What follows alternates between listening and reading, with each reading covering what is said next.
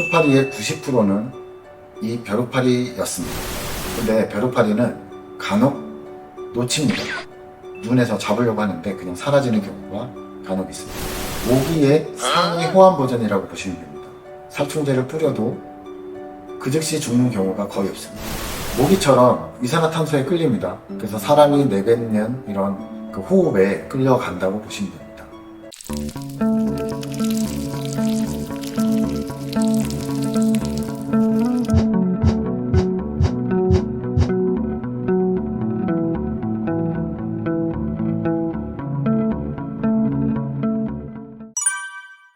안녕하세요.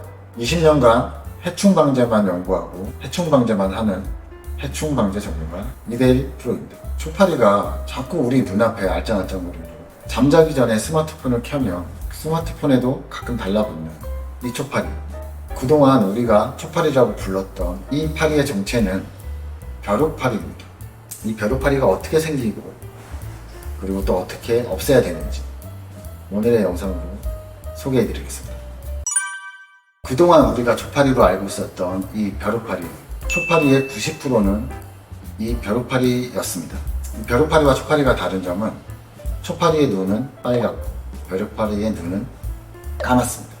그리고 초파리는 식물성 음식물이 썩을 때 그때 시큼한 냄새에 끌려오는데 벼룩파리는 동물성 유기물이 썩을 때 나는 구린내에 더 잘 이끌립니다. 초파리의 비행 능력도 굉장히 빠릅니다. 하지만 사람의 눈으로 쫓아갈 수 있어요. 근데 벼룩파리는 간혹 놓칩니다. 사람의 눈보다 더 빠를 수 있습니다. 벼룩파리가. 그래서 간혹 눈에서 잡으려고 하는데 그냥 사라지는 경우가 간혹 있습니다. 도망갈 때를 보면 초파리와 벼룩파리를 또 구분할 수 있는데 초파리는 대부분 잡으려고 하면 날아서 도망간다면 벼룩파리는 엄청나게 빠른 속도로 기어가기도 합니다. 초파리는 불빛에 반응하는 그 반응성이 좀 약합니다.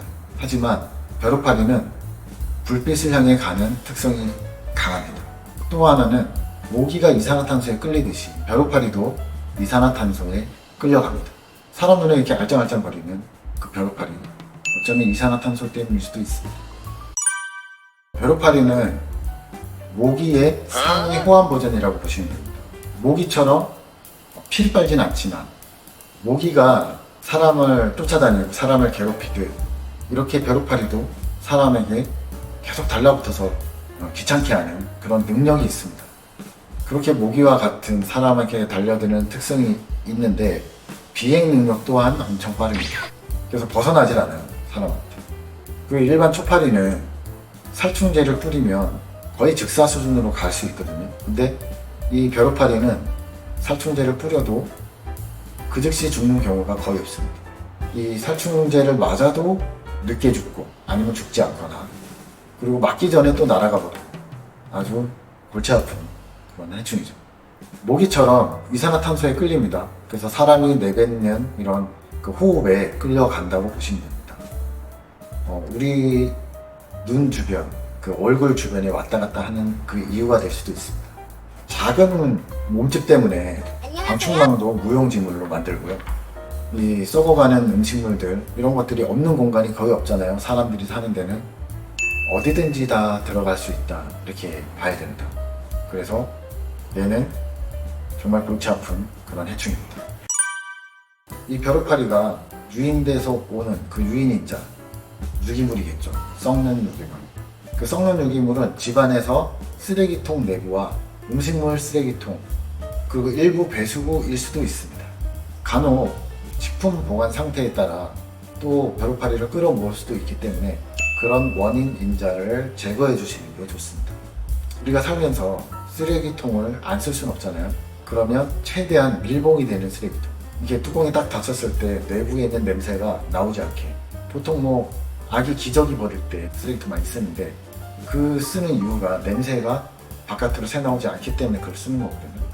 그런 식으로 완전히 밀봉이 되는 그런 쓰레기통을 쓴다면 원인 인자가 하나 줄어든다 이렇게 보시면 됩니다.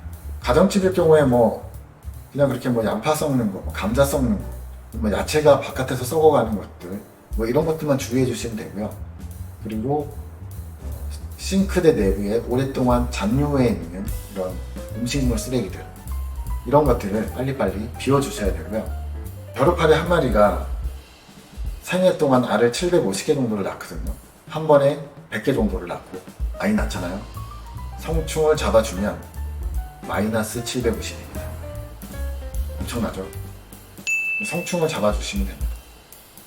성충을 잡는 방법, 그럴 때 우리가 도움받을 수 있는 그런 기계가 있습니다.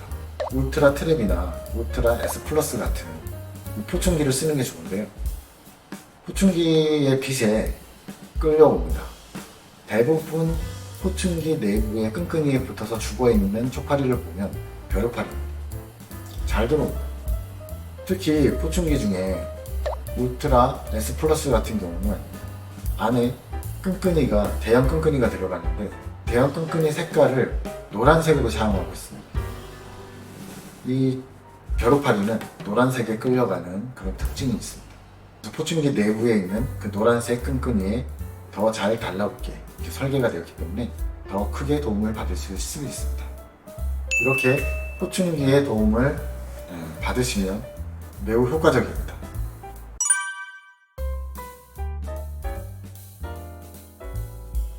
첫 번째로 청결을 유지해 주시면 됩니다. 음식이 부패되기 전에 바로바로 처리하시고 쓰레기통도 밀봉 베는, 그리고 물기가 많이 남아있지 않게 물기 처리도 좀 닦아주시는 게 좋습니다. 두 번째로 포충기를 사용해 주시면 되겠습니다. 대부분의 벼룩파리가 노란색 그리고 불빛에 끌려가는 특징이 있기 때문에 이렇게 포충기를 사용하는 것만으로도 80% 정도의 퇴치 효과를 볼 수 있습니다. 세 번째로 배수구나 아니면 오염된 틈새, 화장실에 보면은 변기 밑에가 깨져 있거나 틈새가 생겨서 거기서 냄새가 나는 경우가 있거든요. 그럴 때 그쪽에 애벌레가 존재하는 경우도 있습니다. 그러면 살충제를 뿌려 주셔야 되겠죠. 썩어가는 음식물들, 이런 것들이 존재하고 있는데 이건 버려도 돼요. 만약에 그러면 버릴 음식물 위에 잔뜩 꼬여 있다면 일시에 잡으려면 살충제를 그냥 한 번에 뿌려서 털어내고 버리시는 게 낫겠죠. 공중에 퍼지기 전에. 그런 식으로 사람한테 해가 되지 않는 공간, 배수구, 화장실 틈새, 그리고 베란다에 썩어가는 음식, 요 정도만 살충을 해주시면 됩니다. 세 가지를 말씀드렸는데 여기서 추가적으로도 하나를 더 말씀드리면, 얘네들은 완전 변태잖아요. 애벌레였다가 번데기가 됐다가 이제 날아오르는데 이 번데기 때를 잘 활용해야 돼요. 애벌레일 때는 살충을 하면 이거 애벌레가 죽잖아요. 근데 번데기가 모여있는 곳은 또 다른 곳일 수 있어요. 우리가 예측하지 못하는.